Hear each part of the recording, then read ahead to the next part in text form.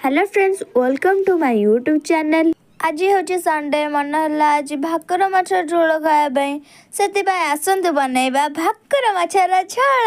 मु चुली रे गोटे कढ़ई बसई नहीं मु 3 ରୁ 4 ଚାମଚ तेल देची। तेल ताती गला पर आमे जो गोले रखी हलदी लुण रे जो माछटा ताकू आने आमे पके देलु। माछ पके सारा पर भल भाव पूरा लाल लाल करके आमे टिके भाजी नबा। माछ को भल भाव भाजी नबा पर आमे ताहा गोटे प्लेट को काढ़ी नबा।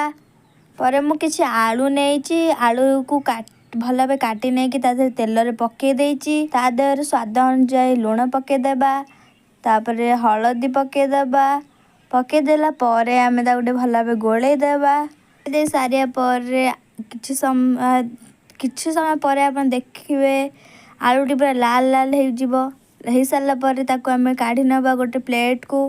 काढ़ी सारा पर आमे एपटे नहीं आइछु अदा रसुण लंका जीरा पेस्ट करदेबा। सारा पर आमे तेल रे तेजपत्र डालचिन आउ टमाटो पियाज पके देचु।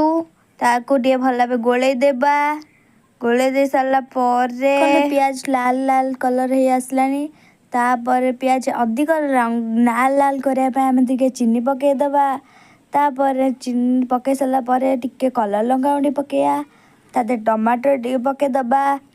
मु आज गोटे टमाटर नहीं, तमे चाहब 2टा भी नहीं पारिबो। पर मु टिके गोले नहीं, आपण मैंने देखी पार्थे मु गोले दे सारा पर सब पूरा मिक्स हो गला। टमाटरटा पूरा जारी हवा पर्यंत आम टिके रखीदबा। ताकि समय देखी पार्थे आम टमाटर टी सीझी आइलानी। तादे पेस्ट जो रखीदे अदा रसुण पेस्ट ताको पके दबा।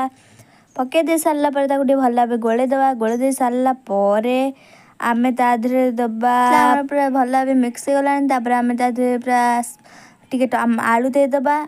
आलू दे सारा पर आमे ताको भल भाव मिक्स करिया। मिक्स कर आप देखी पाते यही रकम मिक्स करिए। कर सारा पर आमे तादरे टिके पानी टिके दबा।